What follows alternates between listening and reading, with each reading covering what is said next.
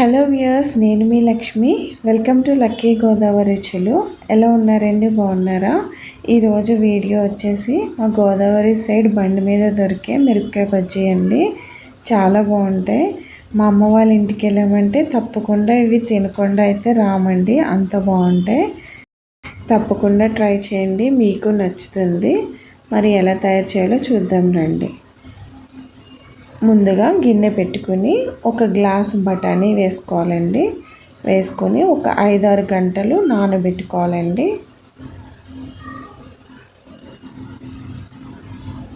5-6 గంటలు నానబెట్టుకున్న తర్వాత బఠానీని ఒక 3 సార్లు వాష్ చేసి పెట్టుకోవాలి. వాష్ చేసుకున్న తర్వాత దాన్ని మనం కుక్కర్లో వేసుకోవాలండి.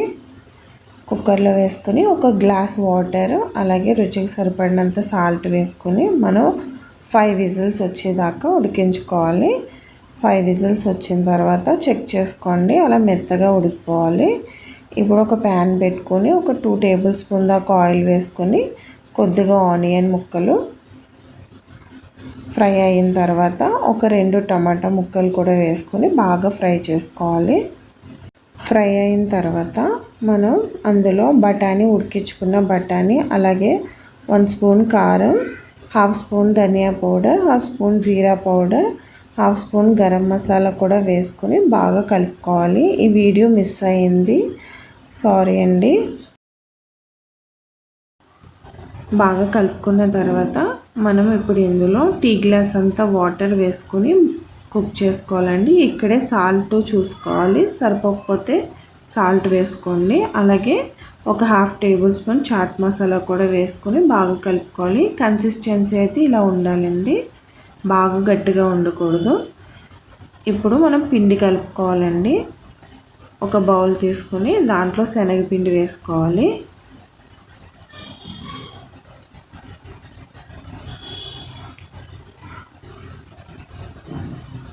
చిటికెడు పసుపు, అలాగే 1 స్పూన్ వాము పొడి అండి. వాముని మిక్సీ పట్టుకొని పొడి చేసుకోవాలి. అలాగే కొద్దిగా కారం, రుచికి సరిపడినంత సాల్ట్ వేసుకొని కొద్దిగా వాటర్ వేసుకుంటూ పిండి గట్టిగా కలుపుకోవాలండి. మరీ పలుచగా ఉండకూడదు. పలుచగా ఉంటే మిరపకాయకి పెద్దగా పిండి పట్టుకోదండి. మనం కొంచెం గట్టిగానే కలుపుకోవాలి పిండి అనేది.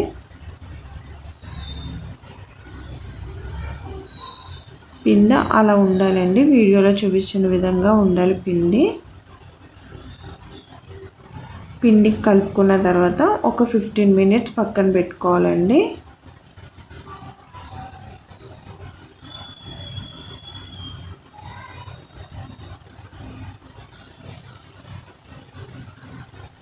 మిరపకాయ బజ్జీలు కదండి, మిరపకాయలు తీసుకొని బాగా వాష్ చేసుకోవాలి. అలాగే నేను అరటికాయ బజ్జీలు కూడా చేస్తున్నానండి. అరటికాయని పీల్ చేసేసి ముక్కలుగా కట్ చేసుకుని పెట్టుకోవాలి.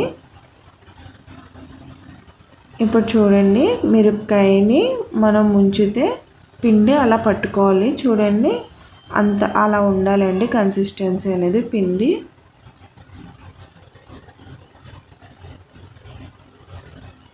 ఇప్పుడు ప్యాన్ పెట్టుకుని దాంట్లో డీప్ ఫ్రైకి సరిపడినంత ఆయిల్ వేసుకోవాలి.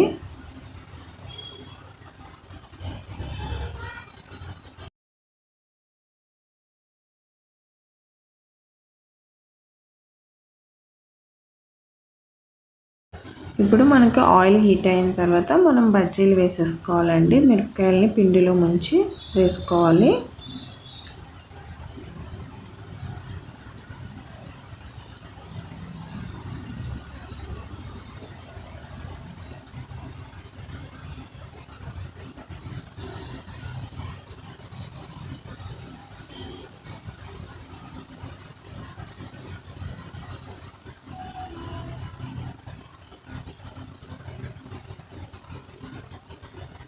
గోల్డెన్ బ్రౌన్ వచ్చే వరకు ఫ్రై చేసుకోవాలండి మిరపకాయ బజ్జీలు.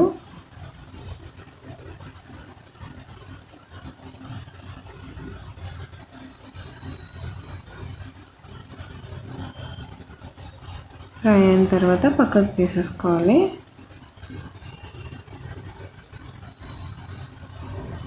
ఇప్పుడు అరటికాయ బజ్జీ అండి. సేమ్ అలాగే మనం కట్ చేసి పెట్టుకున్నాం కదండి ముక్కల్ని పిండిలో వేసుకుని డిప్ చేసి మనం ఆయిల్లో వేసేసుకోవడమే. చూడండి ఎంత ఫ్లఫీగా వచ్చినాయో. పిండి మనం అంత కన్సిస్టెన్సీ గట్టిగా కలుపుకుంటే మనకి బాగా పొంగుతాయండి. మనం 15 మినిట్స్ పక్కన పెడుతున్నాం కదా. ఇప్పుడు మనం చాక్తో బజ్జీని కట్ చేసుకుని మధ్యకి ఇప్పుడు అందులో మనం తయారు చేసుకున్నాం కదండి చాట్ పెట్టుకోవాలి.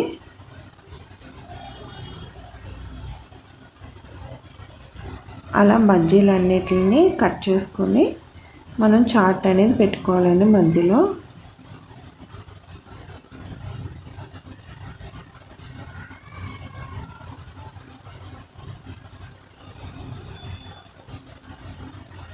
ఇలా స్టఫ్ చేసుకోవడం వల్ల చాట్ చాలా బాగుంటాయండి. బజ్జీలు అయితే చాలా టేస్ట్గా ఉంటాయి. ట్రై చేయండి, మీకే తెలుస్తుంది ఎంత బాగుంటాయో. సేమ్ అరటికాయ బజ్జీ కూడా మధ్యలో కట్ చేసుకొని మనం చాట్ని మధ్యలో పెట్టుకోవాలండి.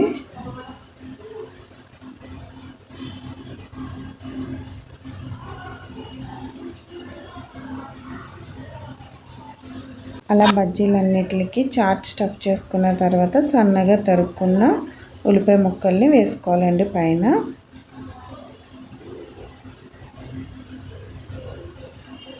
అలాగే వేరుశనగలు ఫ్రై చేసుకుని అవి కూడా వేసుకోవాలండి. వేసుకున్న తర్వాత పైనుంచి నిమ్మరసం పిండుకొని తింటే అబ్బా ఎంత బాగుంటాయోనండి.